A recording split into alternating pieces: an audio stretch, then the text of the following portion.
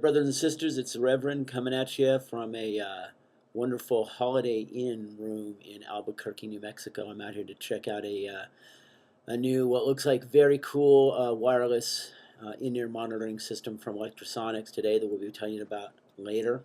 Starting off what I hope to be the beginning of a hope to be daily video blog thing. We're going to talk about anything from gear and technology to just general music stuff. I finally had something hit my email that I thought was interesting enough to finally get going on this thing, which I've been saying I was going to do for about 8 or 9 months now. So let's take a look at some interesting stuff from the late Mr. Frank Zappa. Okay, so I got this this thing in my email yesterday that's actually a link to a discussion on a website called Tech Dirt that happened back in 2009. Zappa, for anybody who doesn't know, is a composer, not really a rock musician. He played rock music, kind of whacked out, weird rock music, as a way basically to pay the bills. If you go back and listen to his work, especially the stuff he was doing in the last few years of his life and some of his orchestral stuff, this guy was really actually a serious composer. He died in 1993. In 1990, he put out a book called The Real Frank Zappa Book a few years before he died that was kind of an autobiography, but not like your typical, hey, I'm so cool autobiography. It's more kind of setting the record straight about his rumored weirdness. Actually, you can download the entire book from this site here as a PDF.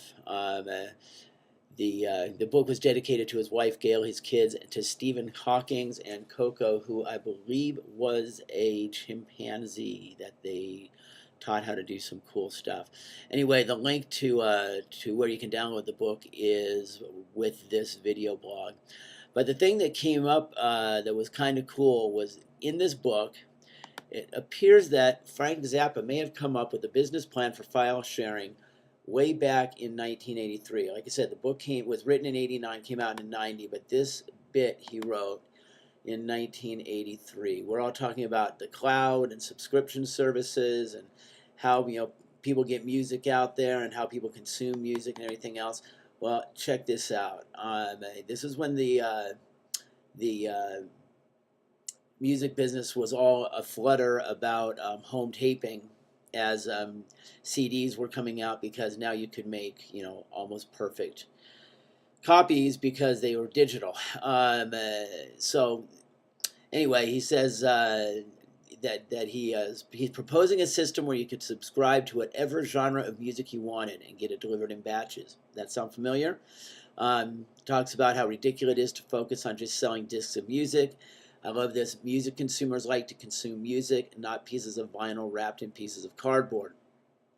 Then he talks about how to embrace home taping. Love this. Check it out. It is our proposal to take advantage of the positive aspects of a negative trend afflicting the record industry today. Home taping being a cassette of material released on vinyl. Yes, people used to make tapes on cassettes. First of all, we must realize that the taping of albums is not motivated by stinginess alone. People today enjoy music more than ever before. They like to take it with them wherever they go.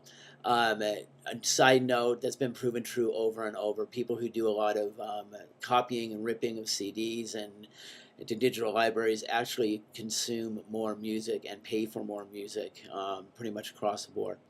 I'm not sure I agree with this anymore. They can hear the difference between good audio and bad audio. They care about the difference and are willing to go to some trouble and expense to have high-quality portable audio to use as wallpaper for their lifestyle. I think we've kind of gotten away from that. People think that MP3s actually sound good, but that's a discussion for another time. So check this out. Here's his system. We propose to acquire the rights to digitally duplicate and store the best of every record company's difficult to move quality catalog items. A quality catalog item is like your prestige artists who don't necessarily sell a lot of records, but you keep them on your label. And Zappa was one of those guys. Store them in a central processing location, have them accessible by phone or cable TV directly patchable into the user's home taping appliance with the option of direct digital to digital transfer, And he's talking about using technology that was available in 1990, 20 years ago. And all accounting for royalty payments, billing to the customer, etc., would be automatic, built into the initial software for the system.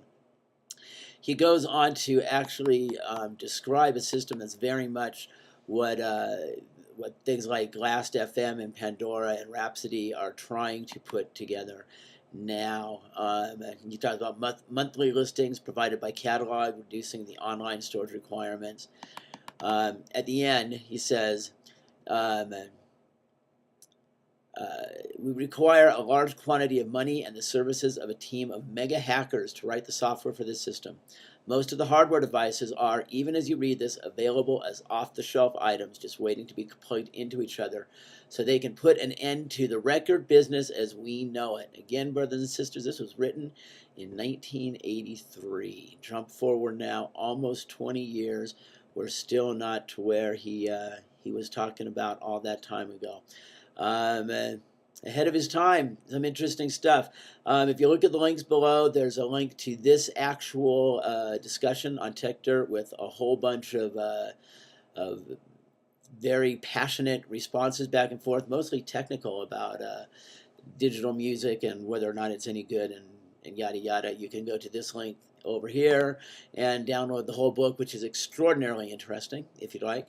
And there's going to be a discussion set up on L2P band space where you can go and talk about the music business model and what you think is going to work. How do musicians get paid and get their stuff out there, because we know that the record business, as we've known it for all these years, is kind of done.